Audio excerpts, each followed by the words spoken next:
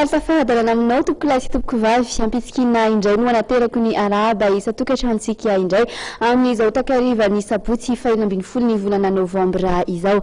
Ireto indray raha ny vaovao isan'ny isongadina amin'izao alina izao efa ny Afrika Atsimo mikerakamera momba ny fanontana ny bileta tokana ampiasaina amin'ny fifidianana solombavambahoaka amin'izao fotoana izao ny ekipa ny Senita. Sy nanahevitra be loatra mikasika ny feo mandeha momba ny disadisa misy eo amin'ny sy ny filohan'ny teteza mita ny candidat Hery Rajaonarimampianina.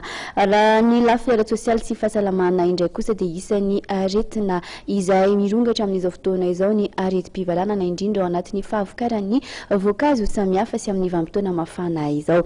Avy hatrany resika dia iroso ao anatin'ny vaovao ara-politika anokafantsika hatrany ny fampahalalam-baovao.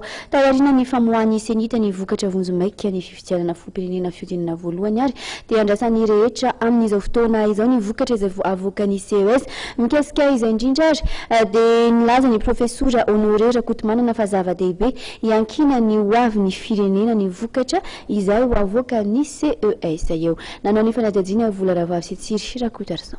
Ilay tandran'ny fitsarana manokana amin'sahana ny fifidianana ny hoavin'ny firenena hoy ny profesora Honoré Rakotomanana zava-dehibe loatra hoy izy izay fanapa-kevitra ho avoakan'ny CES momba ny voka-pifidianana fiodinana voalohany. Heveriny pahalalana ity ary fa tokony ny fanapa-kevitra voalanjalanja ary tsy tokony ivoana no avoakany. Ny fisarana mandram-pandroana zany hoe CES akoatra ny olona hoe fitarainana hoentin'ny olona io zany dia tokony anao dia hoe contrôle de légalité.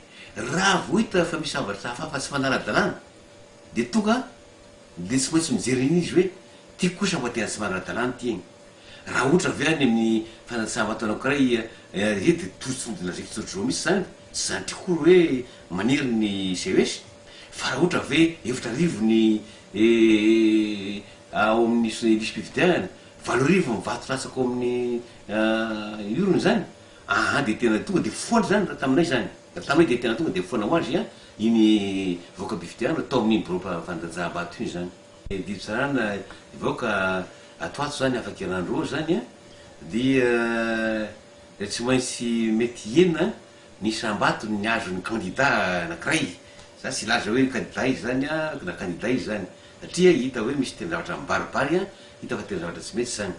Ka ny azy zany dia mifanindriko zao mba tsy isiny ny sanatriny zany hoe tsy fatoka isan'ny olona indray ka hiteraka sa volovolo dia aoka ary za dia matoky fa inareo mpitsara zay mitsara ao amin'ny CES dia tsara araky ny lalàna ary anaja ny fiainana ataonareo anaja ny feo ny fieritreretana zany hoe izy tsara araky ny tena fahamarinana zay zany no tenaiky aminareo ary matoky fa anao an'izay ianareo raha ty fantatro fa tia tanindrazana ianareo. Rehefa manao an'izay ianareo dia tena tia tanindrazana marina. Fa raha sanatry mivavy ka misy azy mpakapanahy ka mivoana amin'izay dia manahy ihany zay zany mba afatrafatra apetrako moa amin'ny mahazoky ray aman-dreny Araka izany dia ven'ny profesora Honoré Rakotomanana fa miankina tanteraka amin'izay didy avoakan'ny CES ny hoavin'ny Madagasikara.